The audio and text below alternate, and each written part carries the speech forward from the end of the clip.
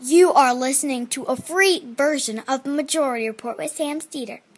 To support the show and get another 15 minutes of daily program, go to majority.fm, please. The Majority Report with Sam Steeder. It is Wednesday, September 27th, 2017. My name is Michael Brooks. My name is Michael Wednesday. This is the four-time award-winning Majority Report. We're broadcasting live steps from the industrially ravaged Gowanus Canal in the heartland of America, downtown Brooklyn, USA. On today's program, Sean Illing of Vox joins us to discuss the deeper implications of Trump's war with the NFL, sports and resistance, and what the alt-right gets wrong about philosophy, Nietzsche specifically.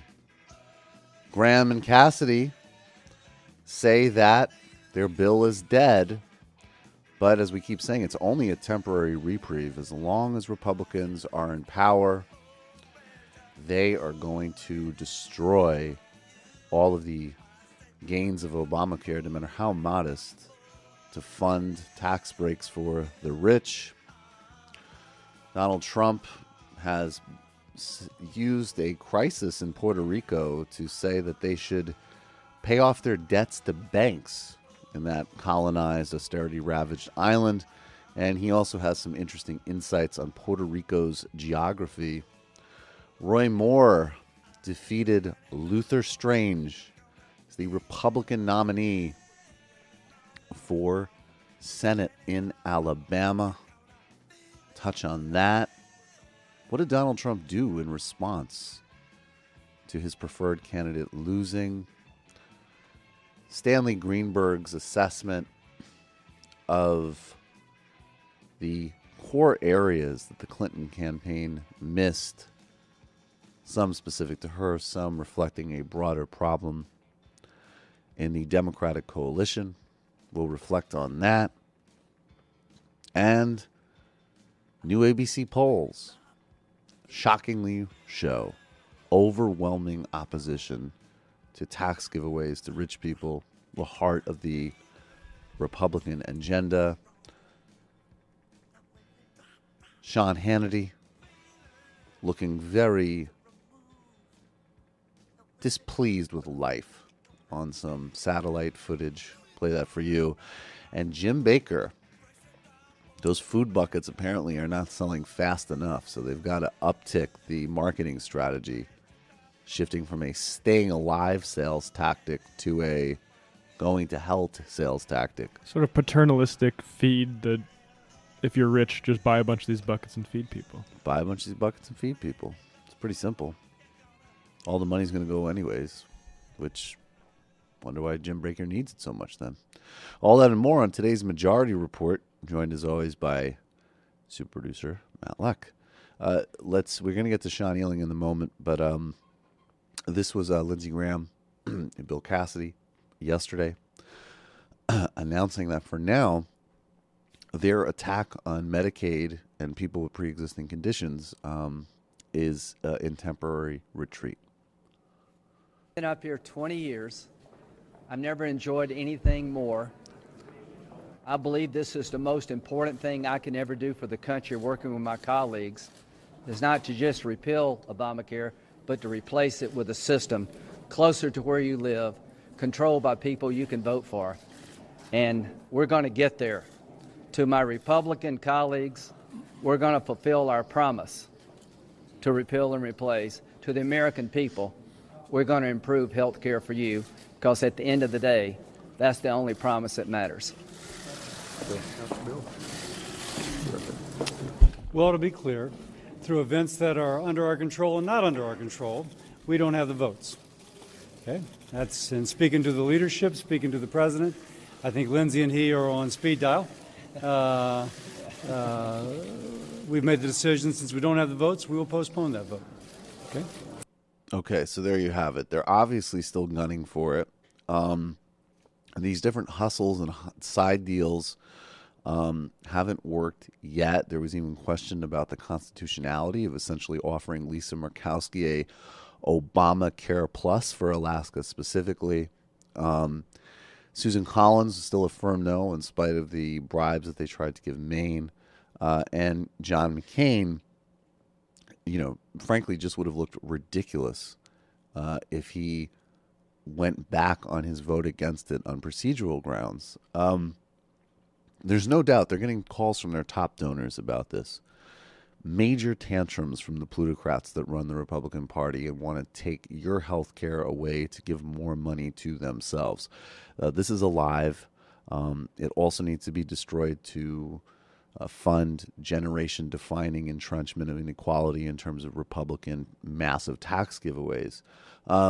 So I would say keep calling and stay on and just be relentless, energy, because these people are going to keep trying, whether it's, an extreme fanatical ideology, doing favors for their donors, whatever it is, they're still gunning for the well-being of the country and to take away tens of millions of people's health coverage and to put people with pre-existing conditions back on the margins of even private health insurance. That's the goal. They're not going to stop. Last night, I had a great Michael Brooks show. More people reaching out who are just checking in. We did a kind of deep dive on Germany, India, the global far right with Corey Pine. Then Matt Christman came in. We had an extended takedown of Steven Crowder. I did an analysis of Bernie Sanders' foreign policy in the commentary. And Nation of Islam, Obama called Mark Zuckerberg. And then there was an internal monologue from Maoist Bernie.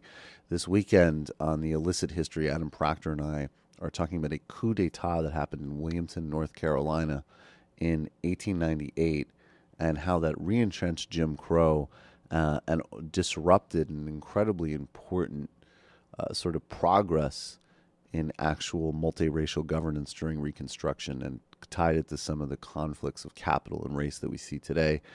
If you haven't checked it out yet, check it out on Michael Brooks Show playlist on the Sam Cedar channel, or subscribe to Michael Brooks Show on iTunes. And of course, we're at 665 patrons. Become a patron, get the whole thing, get a ton extra as a patron. Patreon/TMBS. Thank you everybody else who's been becoming a patron, subscribing, sharing it. We're getting a lot of energy and a lot of good feedback. I appreciate it immensely. And I appreciate Matt for helping me make it happen. And, that's how we're able to do it and pay all the bills. Thanks a million. We'll be right back with Sean Ealing on the Majority Report.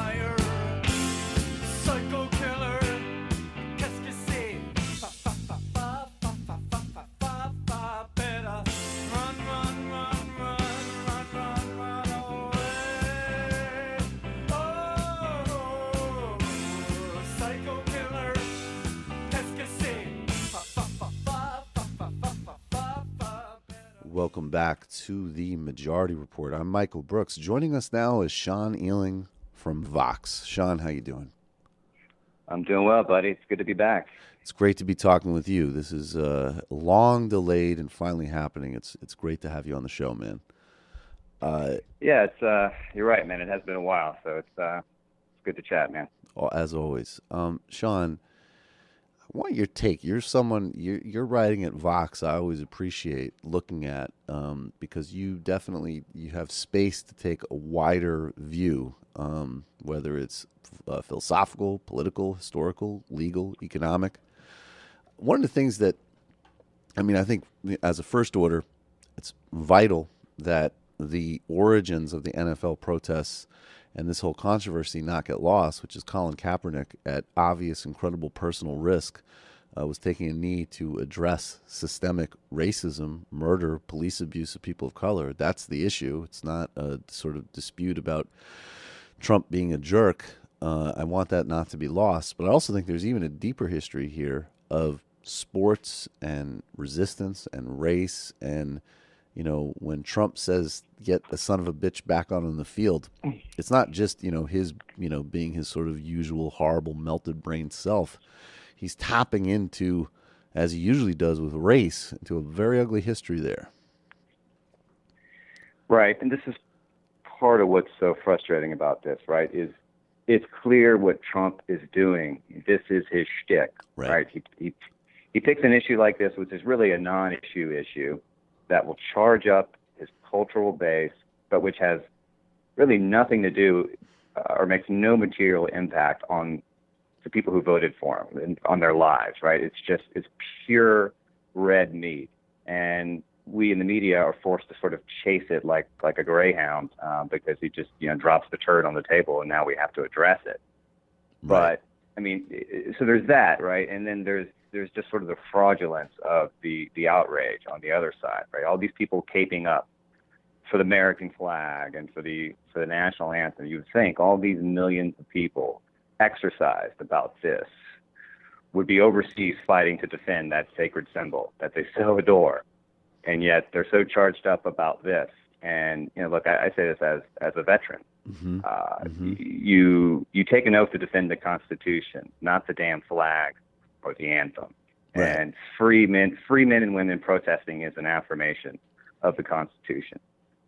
And so anyone who objects to that is constitutionally ignorant and really charged up about something else that has nothing to do with these symbols. It's, as always with Trump, about culture and race and all the rest of it. Yeah, and isn't it really important now? I mean, there's these debates, that are alive. I think, frankly, my editorial, I think a lot of them are pretty misdirected and pretty trivial. I'm very unimpressed by Mark Lilla's book as an example. And then I also think that there is a deployment of a certain type of identity politics, which I have profound disagreement with. But it just seems to me that it's amazing that even with all of the sort of focus on Trump and this way that, and let's be clear too, that this is the modern Republican Party. It's definitely not just Trump, but he does it with less subtext. But that this notion of white identity politics isn't just firmly in the vernacular now, because that's really what it is. No, and there's really no getting around it now. I mean, it's not. I mean, the sorts of issues that Trump takes and the moments he chooses to take a stand are so carefully calibrated to tap in to all these sort of cultural anxieties and racial resentments that at some point it's just impossible to deny that there's a reason and a method to it, that he's not just tripping on a banana peel and stumbling into these racial landmines, right? Like, he's clearly deciding to poke these or pull these levers that are going to sort of divide the country along these racial fault lines. And he's doing it deliberately, and he's doing it because it's really the only play in his playbook, right? What the hell is he going to do? Is he going to talk about healthcare policy or tax cuts or North Korea? I mean, other than tweeting about well, these he things, sure will tweet about North Korea, right? And I think when he does talk about that stuff, I think what's very evident is that all of this stuff, what was odd about Trump was that where he was effective in the Republican primary was that he dropped the pretext and said did overt misogyny, did overt bigotry, did overt xenophobia, and then at the same time actually, and he was lying and hustling, but gave a more honest economic appraisal than any modern Republican has done for people that aren't ultra wealthy. And he did that with talking about trade agreements, talking about preserving Social Security and Medicare. So the kind of question was, and for me, I had no doubt. I don't think you had any doubt that the kind of economic hustle would get thrown out quickly. But, how does those two strands get reconciled? And what it has become, and what it was, again, even before Trump, is that when he is talking about healthcare, or he is talking about North Korea, or he's talking about global warming, or whatever, it might as well be him racializing and throwing red meat about the NFL, because it's all just cultural aggrievement. That's all it is, even if it is policy, quote unquote. Yeah, no, I think that's right. I think those strands don't get reconciled, and I think that's the point, right? I think the fact that those are the two pillars of his campaign, and the fact that as soon as he gets elected, he basically abandons one of them entirely, right? Surrounds himself with Goldman Sachs bankers and wants to slash healthcare for millions of people. But he continues to toe the line on the racial resentment front, right? And his voters haven't left him. His core, his base, they aren't going anywhere. They're still solidly in his camp. So that tells you all you need to know about what matters most to a lot of these people. That's exactly right. Now, and before we get to this alt-right thing, do you think moving forward, and there are ways in which Trump is obviously, bad seed, singular entity, just this sort of, he is a uniquely grotesque figure. But at the same time, there's a formula here that he's developed, which I don't think took really particularly deep insight about understanding the modern nature of the Republican Party to tap into. And, you look to the future, and whether you're talking about, a Tom Cotton or, Ted Cruz obviously wants to stay on the national radar. These characters, how do you see the next phase of Trumpism? Because I just don't think there's any doubt that even if he loses re-election, pray to Allah, that this still is the formula of a modern Republican coalition. This is where the potency is. There's no other figure.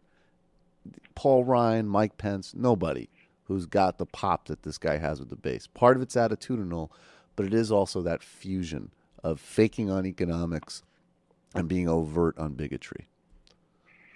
Yeah, I don't disagree with any of that. I don't think anyone really knows what comes next. But I think it's pretty clear to me that Trumpism doesn't need Trump, right? That all this stuff has been festering in the body politic for a very long time. And as you said, he just cut the bullshit, right? And just came clean and was completely naked about what he was doing, dropped the subtext, and it clearly worked, right? And so now that cat's out of the bag, and I don't know how you put it back in, right? Even if Trump goes away in 3 years or 4 years or whatever, right? Like, he has laid down a blueprint for how to exercise these parts of the base. And so why wouldn't somebody follow in his footsteps and do the same thing? Yeah, that's exactly right. You are a trained philosopher. Whatever that means, right? Whatever that, well, I guess Marco Rubio would have beef with that. I remember when he had some doing his the idea of people reading Plato or whatever made his mouth get really dry. But like everything else. But you have this piece where you kind of dipped your toe into the more sort of deeply pretentious recesses of the kind of hard alt-right. And if we're going to make a somewhat of a distinction between the kind of the Mike Cernovich, Alex Jones kind of freak show Twitter, YouTube universe alt-right, which obviously is fueled by the same kind of conspiracy theories and racial demagoguery and sexism and everything else, but is is fundamentally kind of social media, entertainment product kind of scams and hustles and that sort of thing. Right. But then there are these other sort of grotesque strand of Richard Spencer or Giorgiani, these people that fancy themselves as very deep thinkers. And like a lot of other unpleasant young men who fancy themselves deep thinkers, they've found a German philosopher that has a notorious name and have chosen to misread him. And I leave that, take it from there. Well, look, racist assholes are annoying enough, but when racist assholes invoke all these fancy philosophical authorities in order to justify their racism. Well, that's even more annoying. Right. And that is what has happened with Nietzsche, right? That's a name everyone knows, but not that many people have actually read him, and a lot of the people that have read him very superficially. And so I wrote that piece. In college, I wrote a dissertation about Nietzsche, which probably has no practical utility in the world. But this was one moment where it actually seemed useful to opine, right? And I saw this great Atlantic piece a while back that Graham Wood did, where it was kind of a profile of Richard Spencer, right? And he had said that he was, red-pilled by Nietzsche, right? Red-pilled is the stupid phrase they use to describe their big aha, eureka moment when they finally see the world as it really is. Right. And so he's this, philosophical grandfather of their movement. And much like the Nazis, I think also falsely invoked Nietzsche. But the problem is that it doesn't make any sense, right? And so, the alt-right, before it became sort of explicitly white supremacist, it was this sort of fringe online discursive movement that was about, kind of poking holes in taboos and being transgressive and ironical and all that silly shit. And right, exactly. They found, but if you read Nietzsche, right, he says all this stuff about how conventions and taboos and values are basically contingent and bullshit, and these are constructs, and you don't have to believe them. You can transcend them, and blah blah blah. And so they find all that exciting, right? But but they then, what the next move that Nietzsche makes is to tell people to throw out all that stuff. Don't retreat into group identity. Don't retreat into religion. Don't retreat into the herd, as he calls it, and just replace your identity with some other one. And that's what these people do, right? They have this weird fascination with Christendom, but they're not. But they're atheists. They're not Christians, but they're attached to Christendom because they think that's sort of the glue that holds together like white European identity. And so they want to defend Christendom, but they don't identify as religious in any way, right? Which is completely antithetical to Nietzsche's philosophy. And so I just took an opportunity to sort of call out their bullshit and the contradictions at the core of their kind of pseudo half-baked philosophy. And of course, you never miss an opportunity to poke at Richard Spencer, who's just sort of the king douchebag of that movement. Right.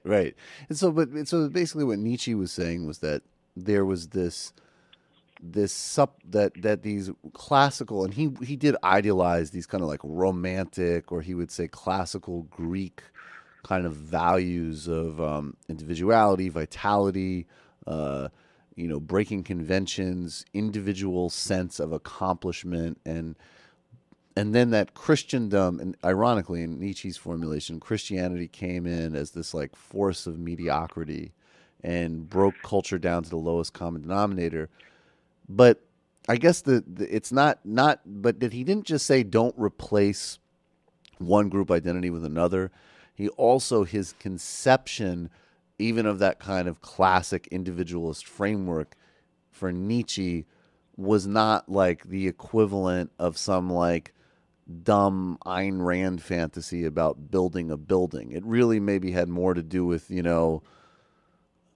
don't know, somebody doing something sort of like radically unconventional. It might even be like somebody deciding to like, I don't know, go to the Himalayas or something and become a yogi or something. Like actually something like that might be more in line with that Nietzschean impulse than either, win a capitalist game or certainly trade in one silly Twitter identity for another.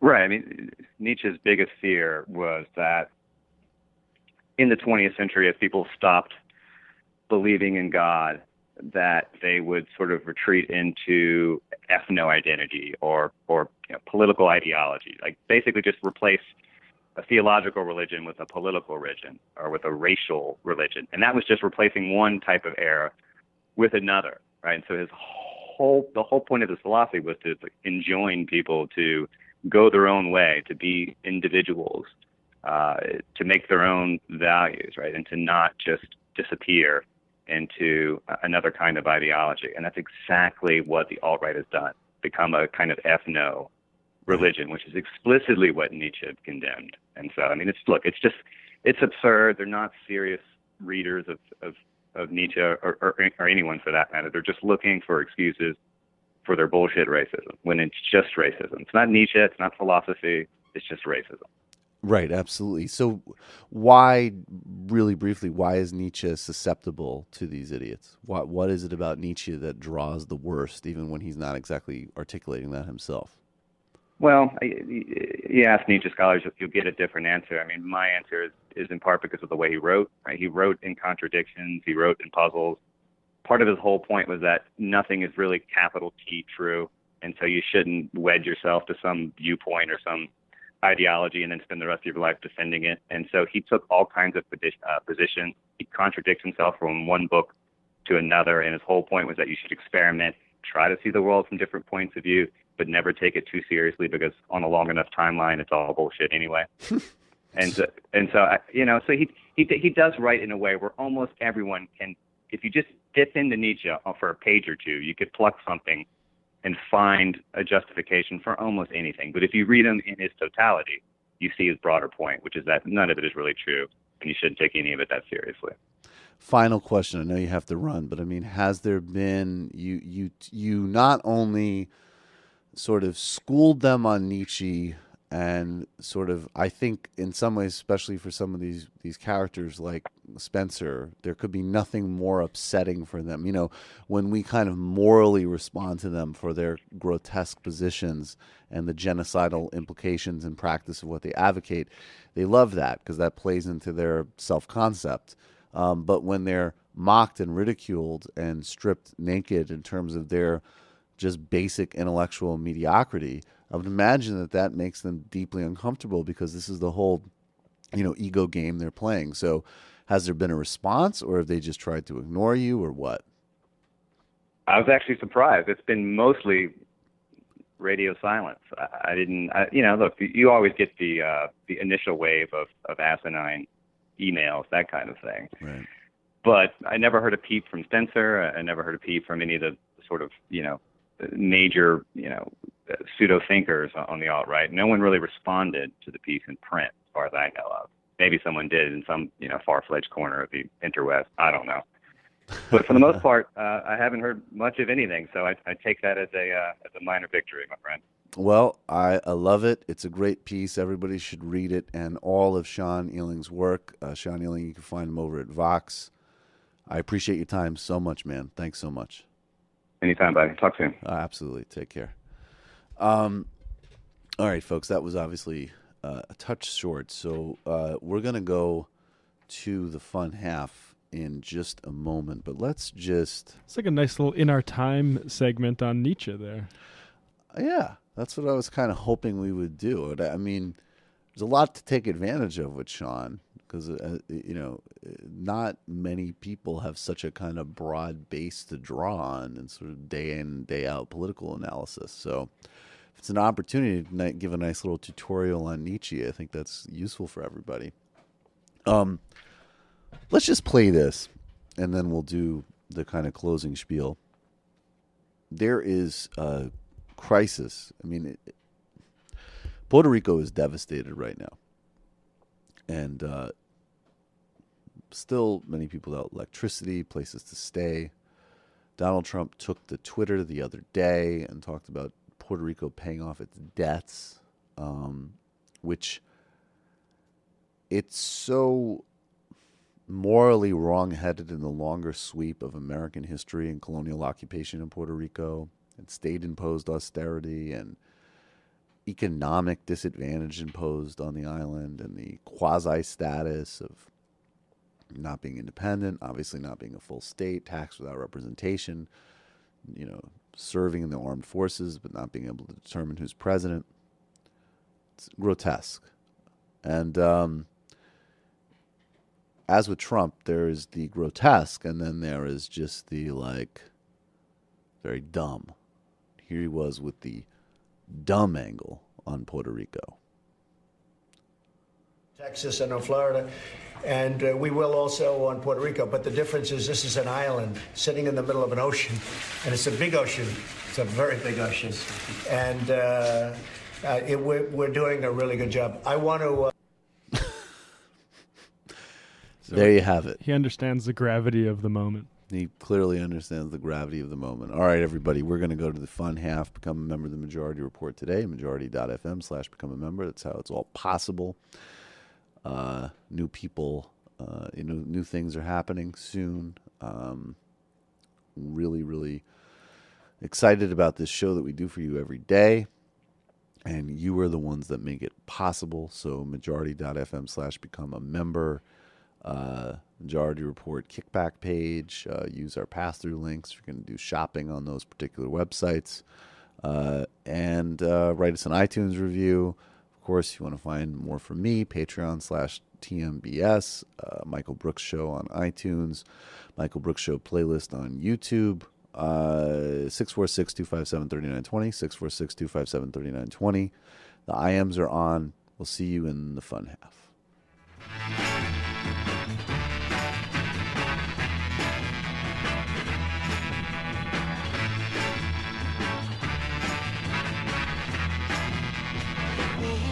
All the time, she said no, no, no, no, like to speak my mind.